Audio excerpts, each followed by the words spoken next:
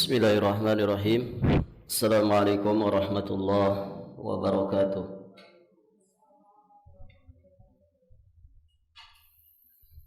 Alhamdulillahi rabbil alamin. Wassalatu wassalamu ala asyrafil anbiya'i wa imamil mursalin, nabiyyina Muhammadin alaihi afdhalus salati wa atammu taslim, wa ala alihi wa ashabihi ajma'in wa sallama tasliman mazidan ila yaumiddin, thumma amma ba'd. Allahumma inna nas'aluka ilman nafi'an wa rizqan thayyiban wa amalan mutaqabbala. Para umahat wa akhwat fillah rahimani wa rahimakumullah. Alhamdulillah, kita bersyukur kepada Allah Subhanahu wa taala pada pagi hari menjelang siang ini.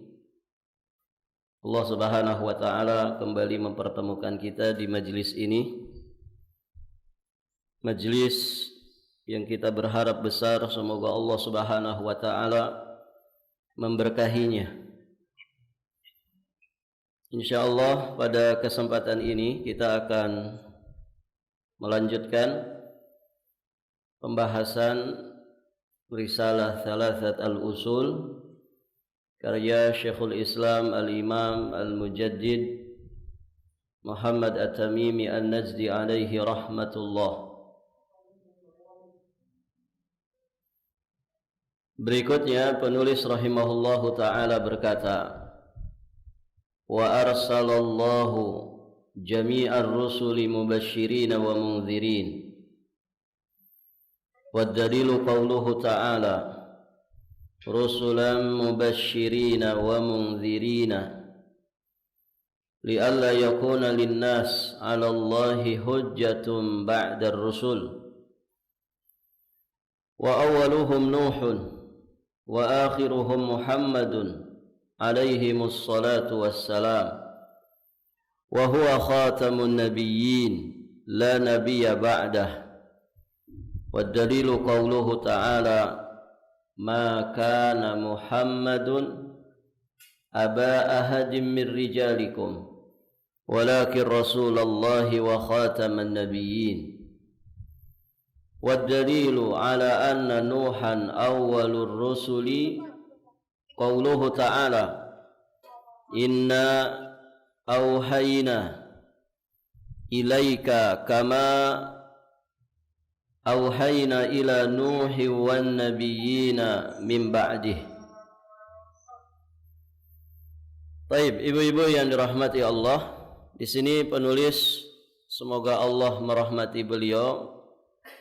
Beliau berkata melanjutkan pelajarannya. Allah Subhanahu wa taala mengutus seluruh rasul alaihimus salatu wassalam mubasysyirin wa mundzirin, sebagai pemberi kabar gembira dan pemberi peringatan. Dalilnya adalah firman Allah Subhanahu wa taala di surat An-Nisa ayat 165 yang artinya mereka kami utus, maksudnya para rasul itu kami utus sebagai rasul-rasul pembawa berita gembira dan pemberi peringatan, agar supaya tidak ada alasan bagi manusia membantah Allah sesudah diutusnya rasul-rasul itu. Kemudian beliau pun menyampaikan bahwa rasul yang pertama adalah Nuh alaihi salam dan rasul yang terakhir adalah Muhammad sallallahu alaihi wasallam. Dalil bahwa rasul pertama adalah Nuh alaihi salam adalah firman Allah Subhanahu wa taala juga di surat An-Nisa ayat 163. Betul ya, An-Nisa Ibu? Di surat An-Nisa ayat 163 yang artinya sesungguhnya kami telah memberikan wahyu kepadamu sebagaimana kami telah memberikan wahyu kepada Nuh. Yang membawa wahyu dan syariat yang baru itu adalah Rasulnya Allah. Allah di sini menyebut pertama kali adalah Nuh alaihi salam. Ya, kemudian juga nabi-nabi yang lainnya. Wan nabiyina min ba'di, dan para nabi setelahnya. Taib, ibu-ibu yang dirahmati Allah, kita akan ambil beberapa faidah dari apa yang disampaikan oleh penulis di dalam matan ini.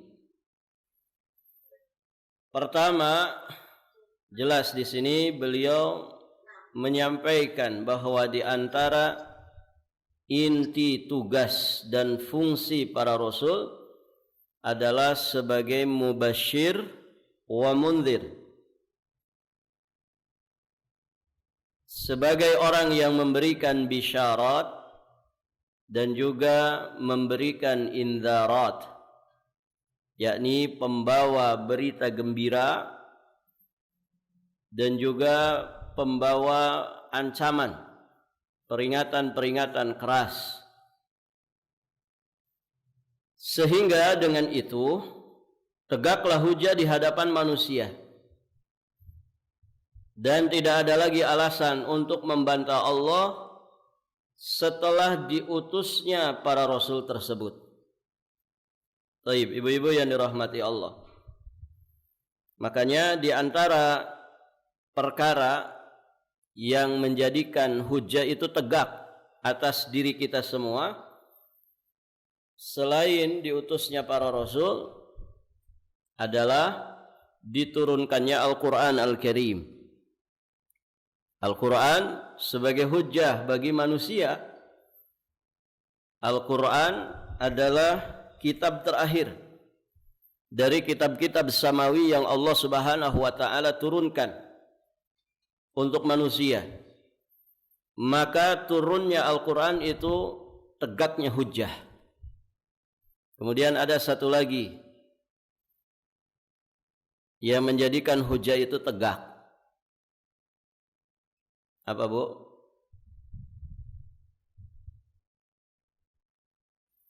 Diutusnya para nabi dan rasul, diturunkannya Al-Quran. Satu lagi apa?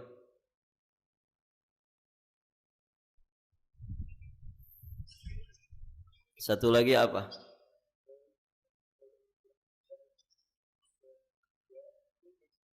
Ada ibu-ibu di sini? Ada.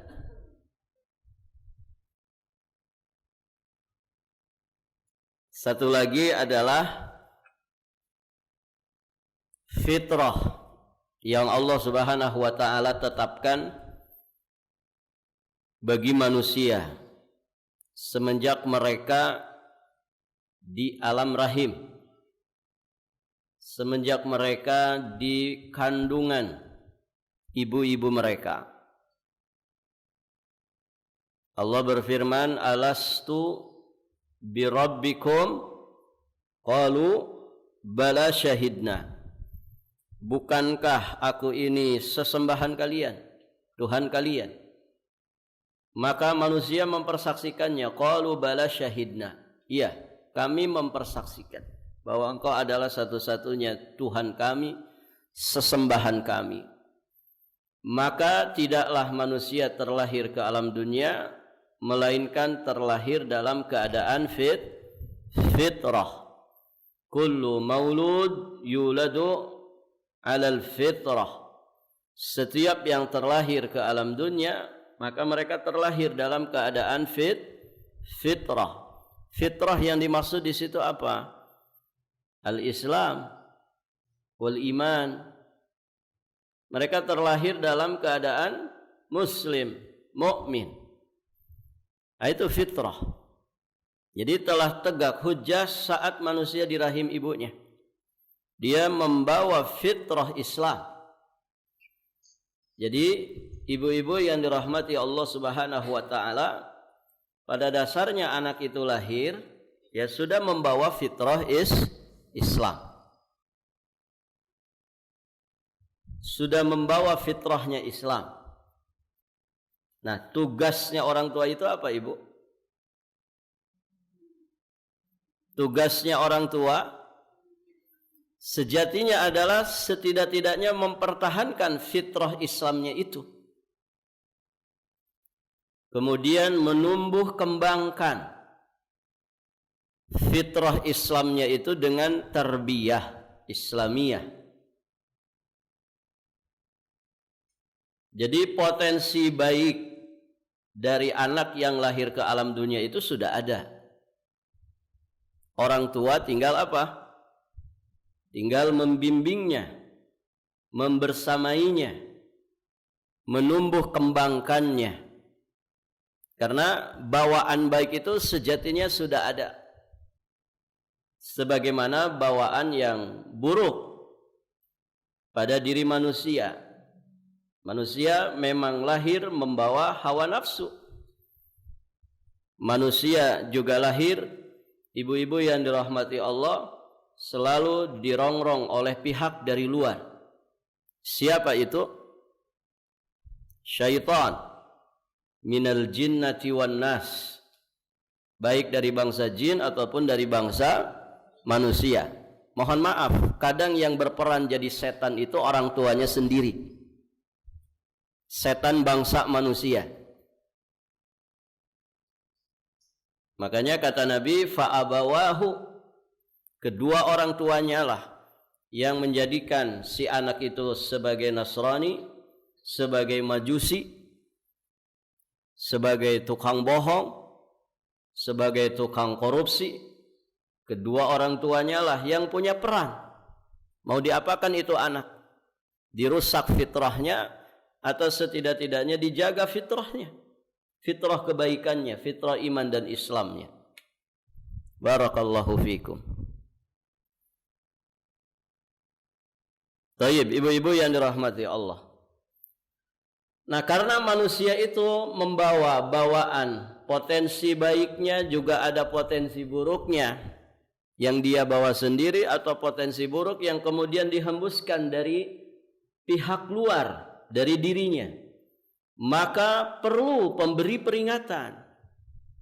Sangat dibutuhkan yang namanya peringatan.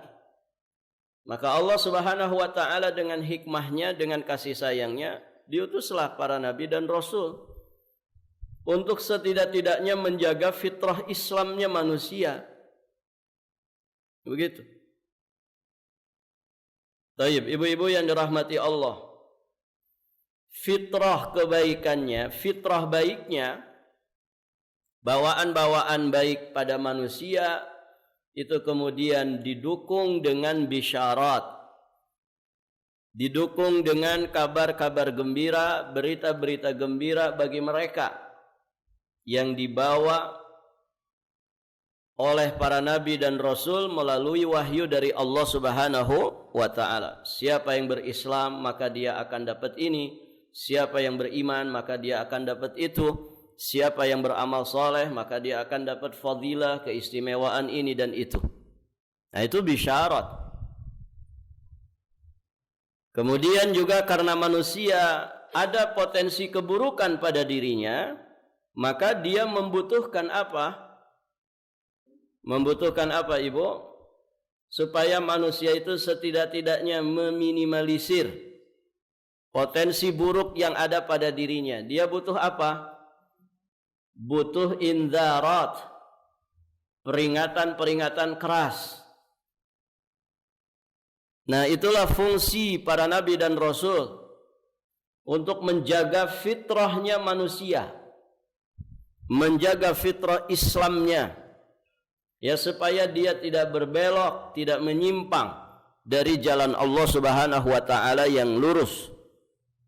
Maka para nabi dan rasul mubasyirin wa mungdzirin, tidak melulu memberikan kabar gembira, tapi juga mereka memberikan peringatan-peringatan dan juga ancaman-ancaman. Bisyarat, kabar-kabar gembira, berita-berita gembira yang mereka sampaikan akan melahirkan roja, harapan-harapan besar yang mereka gantungkan di sisi Allah Subhanahu wa taala. Sedangkan indzarat, ancaman, kecaman, peringatan-peringatan keras yang disampaikan oleh para nabi dan rasul akan menghasilkan pada diri manusia rasa takut kepada Allah Subhanahu wa taala. Ketika dua perkara ini ada pada manusia, maka itu yang akan menyeimbangkan kehidupan mereka. Kalau seimbang, maka sesuatu yang seimbang itu biasanya ajeg, kokoh, mantep. Ibu, kendaraan kalau seimbang rawan celaka atau mudah selamat? Mudah selamat. Coba kendaraan ibu tidak imbang, ya, bannya bocor, kira-kira rawan celaka tidak? Rawan celaka. Nah, itulah orang-orang yang kemudian tidak mengindahkan bisyarat atau dia tidak mengindahkan inzarat yang disampaikan oleh Allah melalui lisan para nabi dan rasul. Akhirnya hidupnya terombang-ambing, nggak ajeg, kadang ke sini, kadang ke sana. Ya, kalau orang jalan itu ya sempoyongan. Orang jalan sempoyongan rawan celaka, nggak ajeg. Nah, untuk menyeimbangkan perjalanan hidup itu kita butuh yang namanya bisyarat dan inzarat. Dengan bahasa lain, kita butuh yang namanya harapan, juga kita butuh yang namanya rasa takut. Dan manusia hidupnya di antara itu saja. Ya tidak, Ibu? Ada di sini yang nggak punya rasa takut? Ada, Bu? Siapa orangnya? Nggak, Ustaz, saya nggak pernah takut. Bohong itu. Manusia itu antara takut dan harap. Ya kan? Ibu ngapain hujan-hujan datang ke sini? Pasti ada rasa takut. Takut apa? Takut bodoh, Ustadz, makanya saya cari ilmu. Ya kan? Takut saya kalau tidak ngerti akidah nanti celaka. Dunia, celaka di alam barzah, celaka di akhirat. Itu kan rasa takut. Ya kan? Juga ada harapan-harapan besar. Pengen dapat pahala, pengen tambah ilmu, pengen dapat siraman rohani, pengen dapat pencerahan, pengen dapat ketenangan. Masya Allah. Ada orang di rumah nggak pernah tenang. Kalau di majelis ilmu tenang banget. Ya.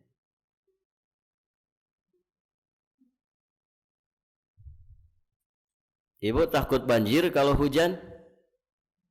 Takut. Itu kan rasa takut. Makanya apa? Antisipasi. Rasa takut itu melahirkan aksi biasanya. Kalau orang takut banjir, yaitu sing disiplin dalam menjalani kehidupan. Jangan buang sampah sembarangan. Karena itu membahayakan orang ketika musim hujan. Nah, gimana orang tidak mau selamat dari banjir kalau kemudian tidak disiplin buang sampah? Sebagian orang buang sampah ke sungai. Kan saya buangnya di sini, tapi kan nanti nggak ada di sini. Dia terbawa hanyut. Iya, nggak ada di situ. Tapi orang yang di sana akan mendapatkan dampak buruknya.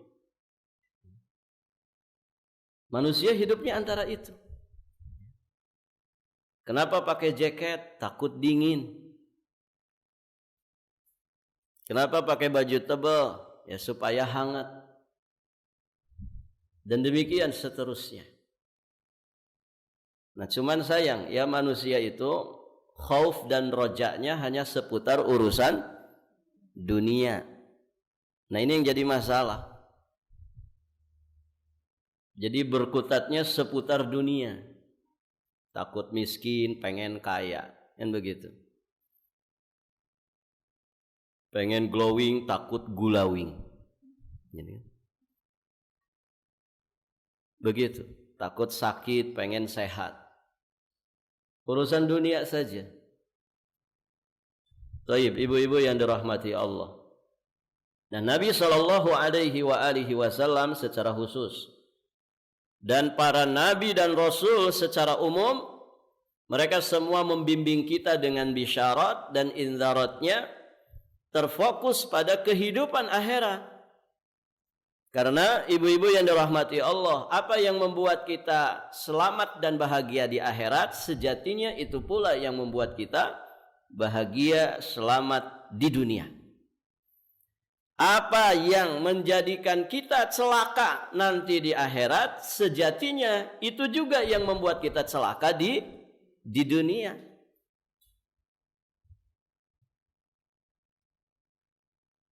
Sehingga kalau orang itu menjalankan agama zahiran wa batinan, menjalankan agamanya secara lahir dan batin, insya Allah dia akan selamat dan bahagia. Bukan hanya di akhirat. Di dunia secara lahir dan batin dia bahagia. Di alam barzah dia selamat dan bahagia, dan berlanjut sampai di kehidupan akhiratnya.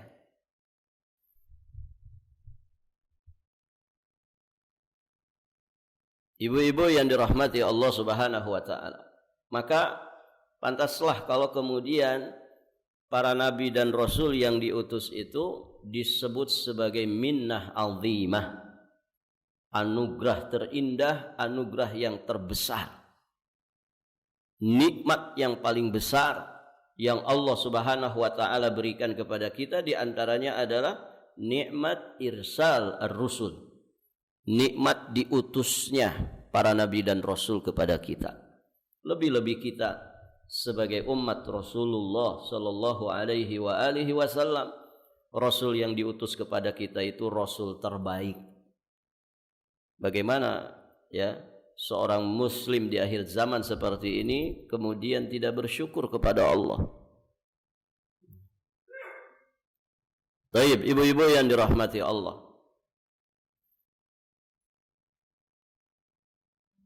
itu ya.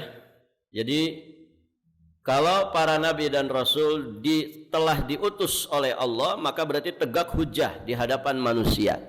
Artinya manusia nanti nggak ada lagi alasan di hadapan Allah.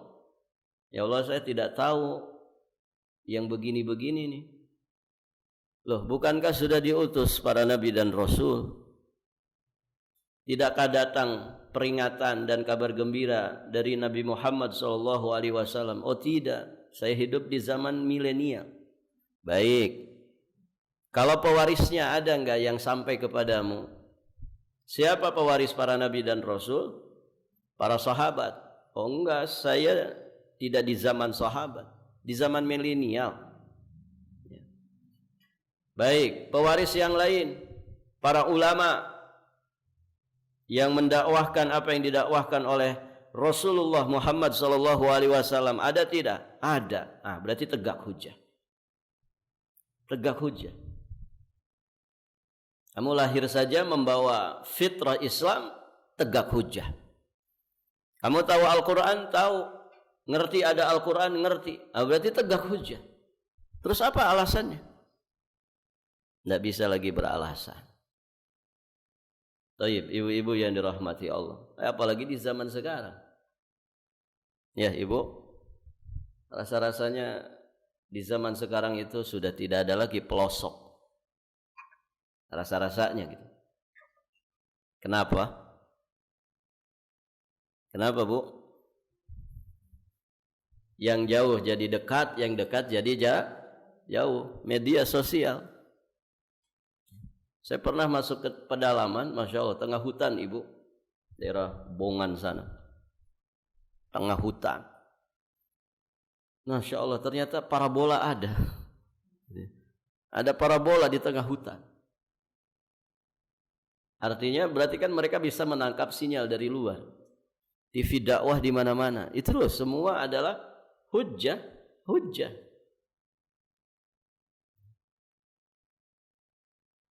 Parabola itu kan bisa nangkap banyak channel, kan begitu ibu ya.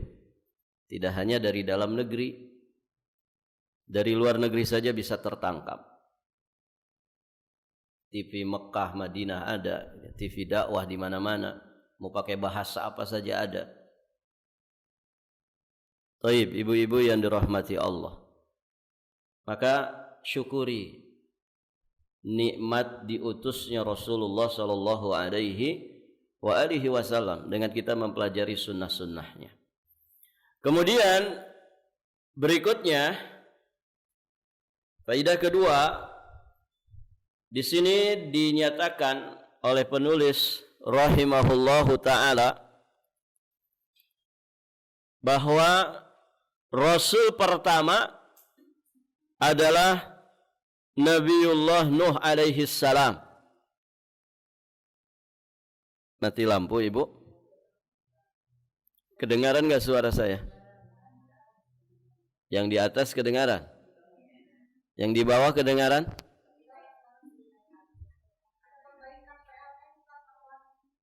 Oh, baik.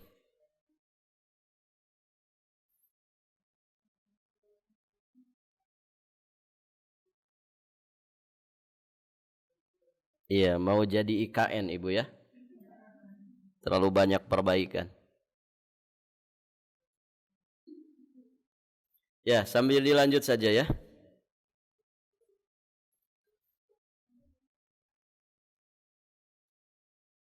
Jadi faedah kedua, penetapan bahwa Nabi Nuh alaihi salam adalah Rasul Allah yang pertama.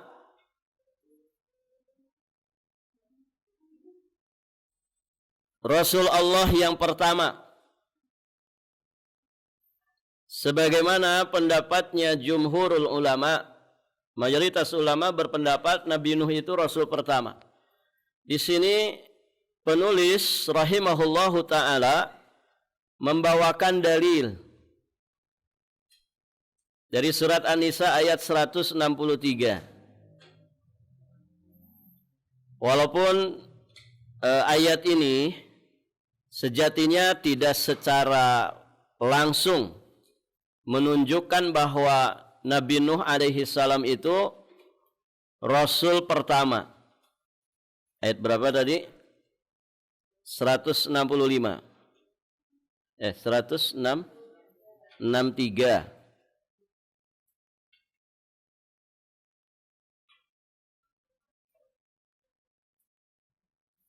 An-Nisa 163.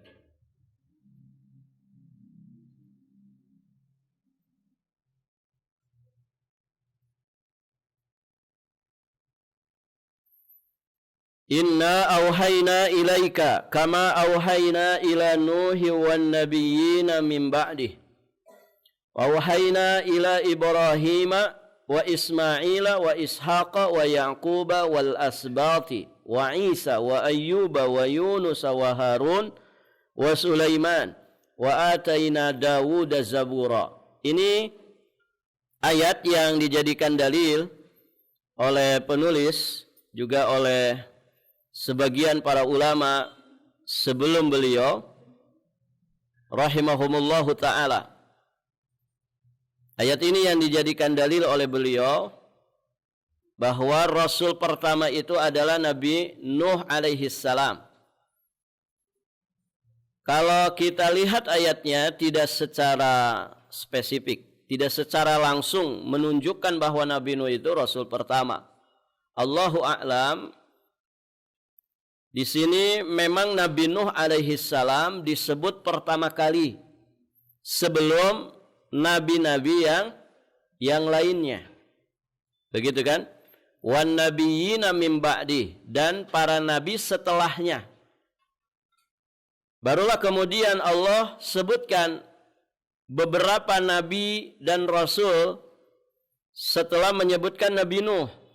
Ada Ibrahim di sini, Ismail, Ishak, Yakub, kemudian anak keturunannya termasuk Isa, Ayyub, Yunus, Harun, Sulaiman, kemudian Daud. Ada sekitar 10 nabi yang disebut di sini. Taib, ibu-ibu yang dirahmati Allah. Allahu a'lam, mungkin karena Nabi Nuh alaihi salam disebutkan pertama kali yang diberi wahyu oleh Allah Subhanahu wa taala. Taib, wahyu yang dimaksud di sini tentu wahyu yang menjadi syariat.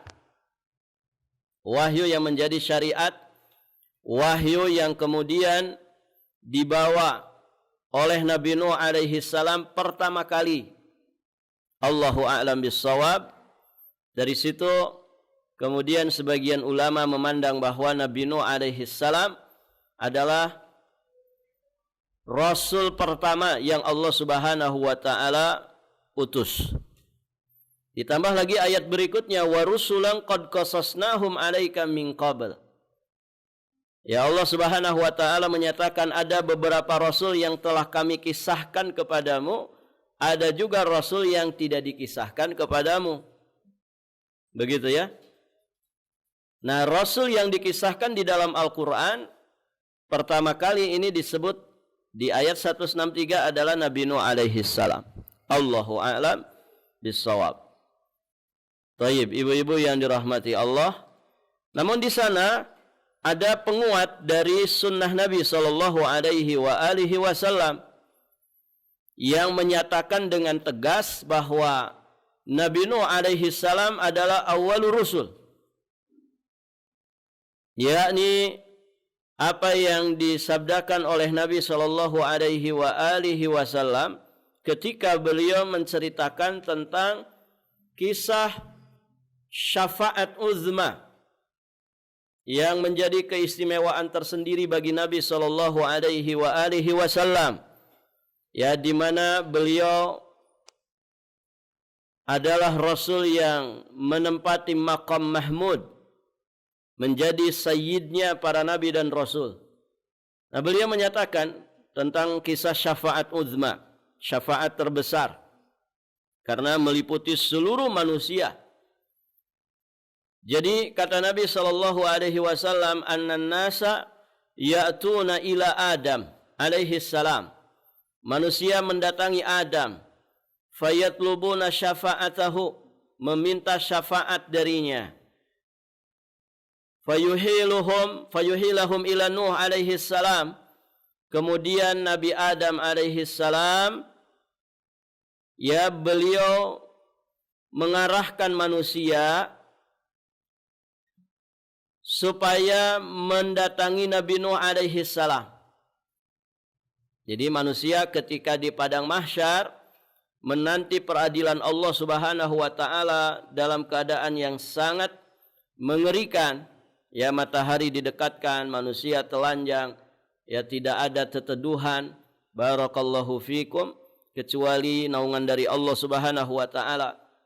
Maka manusia menanti dengan waktu yang sangat panjang sebelum diputuskannya peradilan akhirat.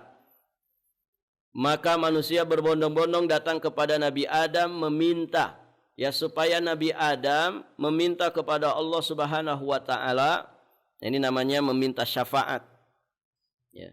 Maksudnya apa, Ibu? Menjadikan Nabi Adam sebagai perantara, ya, supaya Nabi Adam meminta kepada Allah segera ditegakkan persidangan akhirat. Maka Nabi Adam beruzur, ya, di satu riwayat dikatakan lastulaha, bukan aku yang berhak untuk ini. Ya, beliau beruzur. Baik. Maka kemudian Nabi Adam alaihi salam mengarahkan manusia, ya, dengan mengatakan idhabu ila Nuh, pergilah kalian kepada Nuh. Kemudian Nabi Adam menyatakan fa innahu awwalu rasulin, karena dia adalah rasul pertama ila ahlil ar, rasul pertama untuk penduduk bumi. Ini tegas, jelas, dan langsung menyatakan bahwa Nabi Nuh alaihi salam adalah rasul pertama. Dan hadis ini sahih, ada di Sahih Al-Bukhari, juga Sahih Muslim. Baik, ibu-ibu yang dirahmati Allah. Kemudian pelajaran berikutnya,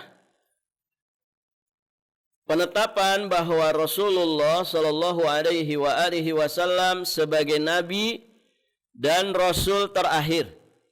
Sebagai nabi dan rasul terakhir. Nah, ini jelas, ya. Ayatnya ada di surat Al-Ahzab ayat 40.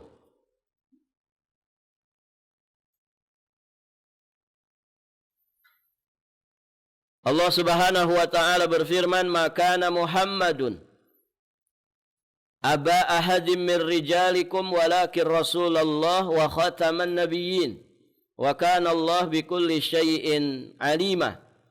Muhammad itu sekali-kali bukanlah bapak dari seorang laki-laki di antara kalian, tetapi dia adalah Rasulullah wa khataman nabiyyin. Nah, di sini poinnya, syahidnya. Wa khataman nabiyyin, dan beliau adalah penutup nabi-nabi dan adalah Allah Maha mengetahui segala sesuatu.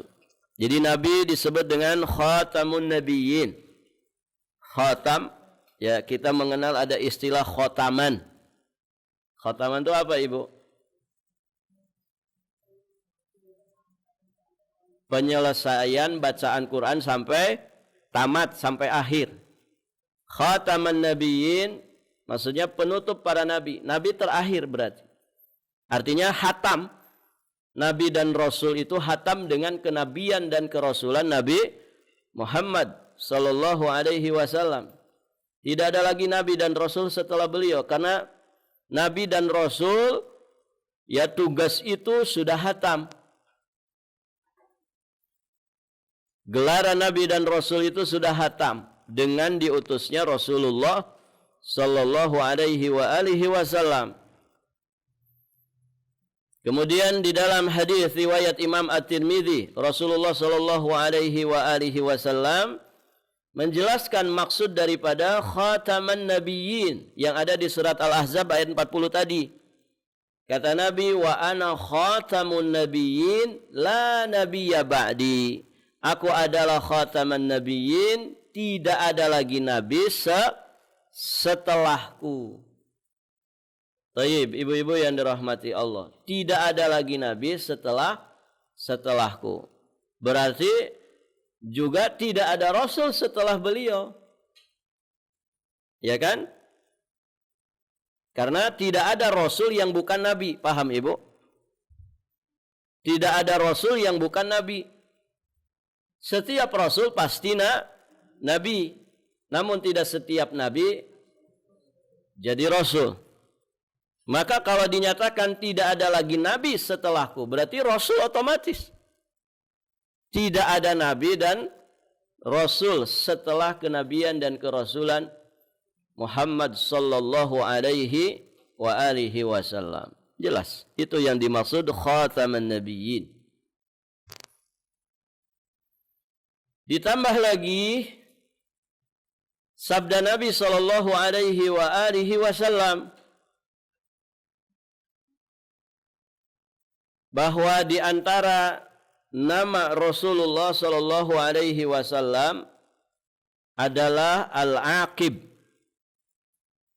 Ini pernah kita bahas, ya, ketika kita menjelaskan tentang ma'rifat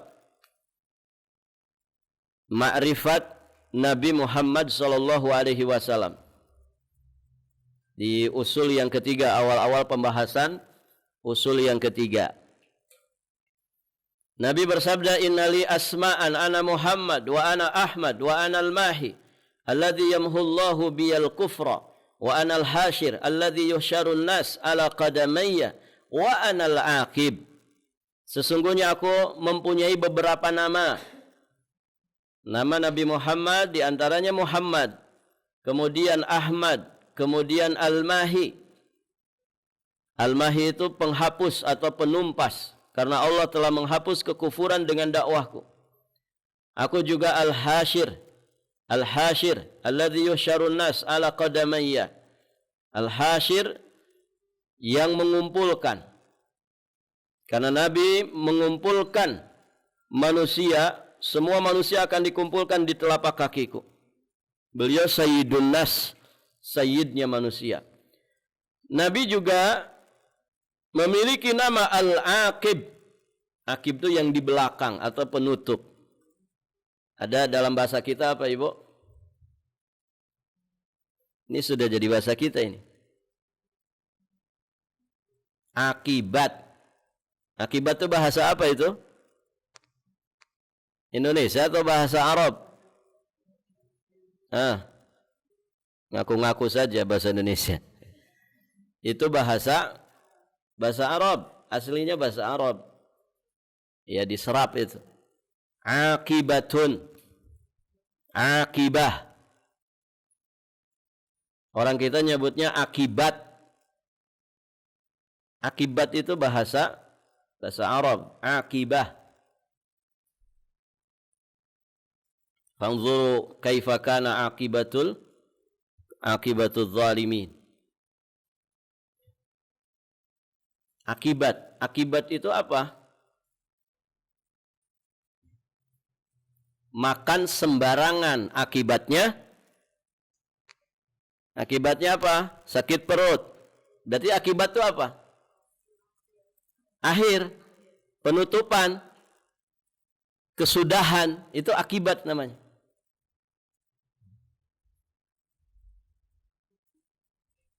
Berarti kalau akib, penutup. Akib, penutup. Makanya di riwayat Imam Muslim ya ditegaskan wal akib alladzi laisa ba'dahu nabi.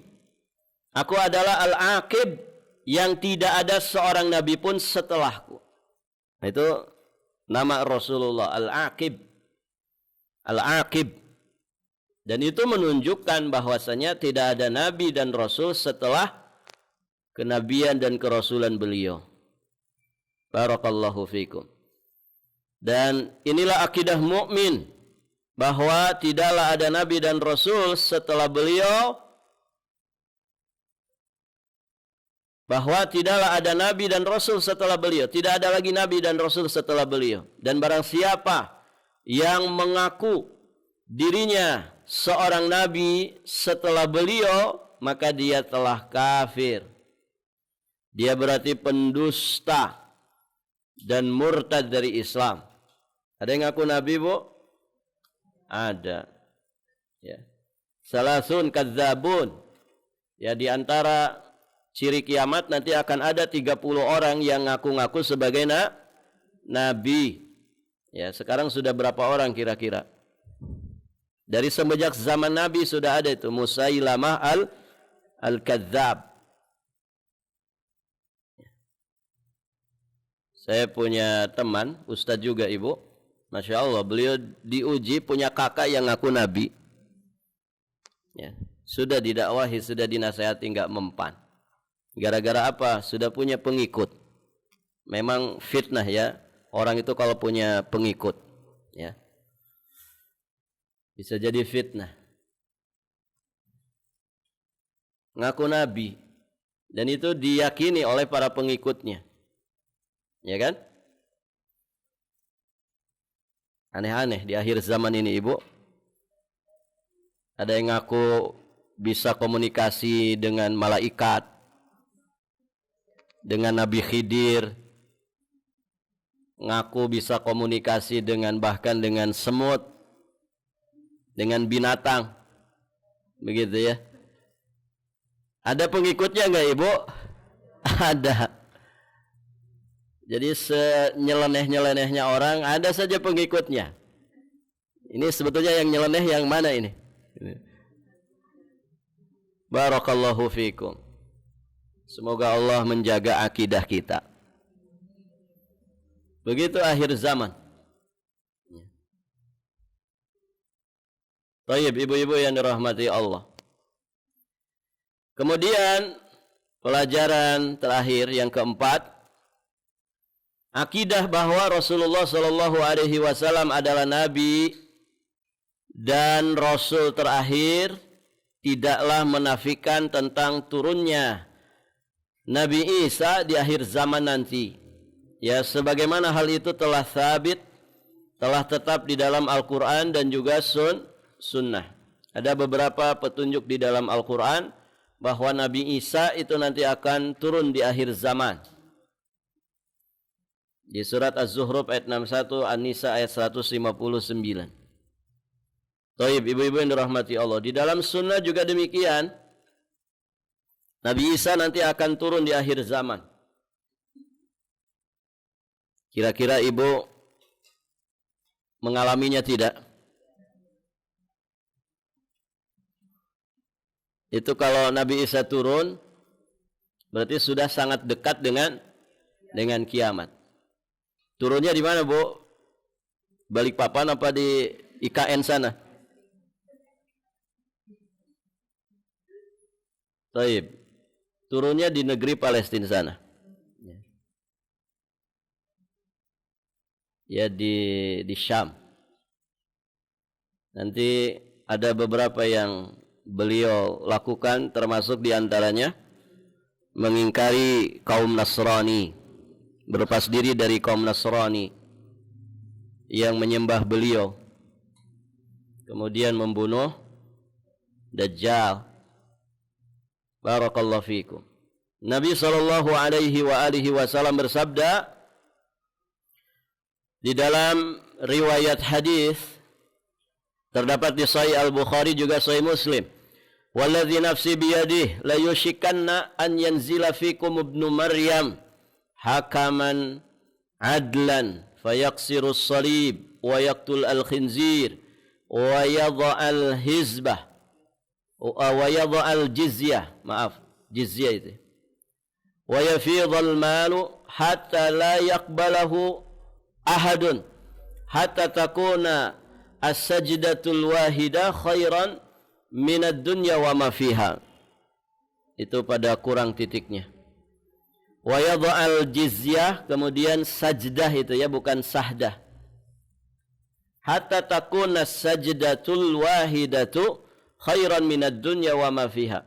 Thumma yaqulu Abu Hurairah wa qra'u in syi'tum wa in min ahlil kitabi illa la yu'minanna bihi qabla mautih wa yaumal qiyamah yakunu alaihim syahida.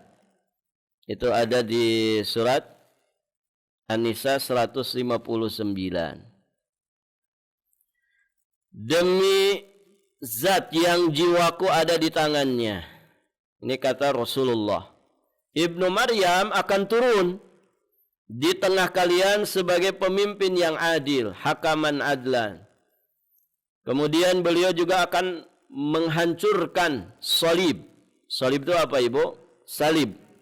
Salibnya orang-orang Nasrani. Wa yaqtul al-khinzir, membunuh babi. Kemudian menghapuskan jizyah. Pada saat itu harta akan melimpah ruah, sehingga tidak seorang pun menerimanya, karena tidak ada lagi yang miskin. Masya Allah. Ada masanya, Ibu, ya harta itu nanti tidak laku. Harta benda itu tidak laku.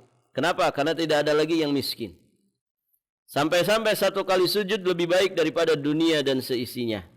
Selanjutnya Abu Hurairah radhiyallahu taala anhu berkata, kalau kalian mau, bacalah firman Allah Subhanahu wa taala yang artinya tidak ada seorang pun dari ahlul kitab kecuali akan beriman kepadanya, yakni kepada Isa sebelum kematiannya, dan di hari kiamat nanti Isa akan menjadi saksi terhadap mereka. Baik, ibu-ibu yang dirahmati Allah. Jadi Nabi Isa nanti akan turun di akhir zaman. Maka muncul pertanyaan, kalau kemudian di akhir zaman Nabi Isa akan turun, lantas kenapa kok Nabi Muhammad yang disebut sebagai penutup para nabi? Padahal Isa akan turun nanti di akhir zaman. Maka al-jawab dijelaskan oleh para ulama, sesungguhnya Isa bin Maryam alaihi salam memang akan turun di akhir zaman. Namun beliau berhukum dengan syariatnya Rasulullah sallallahu alaihi wasallam, bukan dengan syariat beliau sendiri. Jadi beliau tidak membawa syariat baru. Ya, karena sesungguhnya syariat beliau telah terhapus, ditelan oleh waktu, telah lampau masa untuk mengamalkannya sesuai dengan ketentuan hikmah Allah Subhanahu wa taala. Karena Rasulullah lah, syariat Rasulullah sebagai syariat dan agama yang menjadi penutup daripada syariat nabi-nabi dan rasul sebelumnya. Maka Nabi Isa alaihi salam, beliau menjadi khalifah, menjadi pengganti Nabi kita Muhammad dalam meneruskan syariatnya bagi umat manusia pada saat itu. Bukan sebagai nabi dan rasul yang baru. Bukan. Ya, sehingga beliau tidak dikatakan sebagai nabi dan rasul terakhir. Jelas ya? Barakallahu fiikum. Baik ibu-ibu yang dirahmati Allah, alhamdulillah sudah selesai pembahasan kita. Ada 4 faedah di sini ya. Insyaallah nanti kita lanjutkan di kesempatan berikutnya biidznillah taala wa taufiqihi wa inayatih. Sisa sedikit lagi kitab ini. Mungkin minimalnya 2 pertemuan lagi. Maksimal mungkin 3, nanti lihat kondisinya. Dan insyaallah nanti kita akan lanjutkan. Masih kitab tauhid kan ibu ya? Pembahasan akidah. Saya sudah hubungi admin. Insyaallah nanti kita akan menggunakan kitab baru. Langsung ke kitab tauhid insyaallah ibu ya. Kitab tauhid nanti kita pakai panduan syarah al-jadid. Al-jadid fi syarhi kitab at-tauhid. Al-jadid ala al-kitab at-tauhid.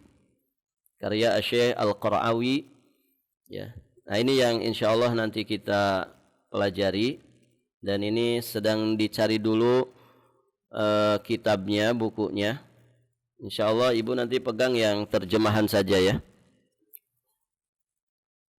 Di apa ini? Di toko-toko online ada ya. Nanti ibu bisa share itunya ya. Gambar kitabnya.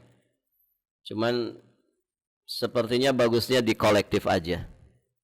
Jadi nanti kita upayakan dulu bisa bareng-bareng belinya. Ini sedang dicari informasinya. Ya supaya nanti ya tinggal beli dari panitia. Ini mumpung waktunya masih ada. Ya karena mesti belinya dari Jawa kan begitu. Butuh waktu pengiriman. Nah mudah-mudahan nanti kalau kitab ini udah selesai, kita nanti ganti kitab sudah dalam keadaan kitabnya sudah siap. Gitu ibu ya. Baik ibu yang dirahmati Allah, sampai di sini saja pelajaran kita. Insyaallah taala di kesempatan yang lain kita akan melanjutkan pelajaran ini biiznillah taala. Subhanakallahumma bihamdik asyhadu an la ilaha illa anta astaghfiruka wa atubu ilaik. Assalamualaikum warahmatullahi wabarakatuh.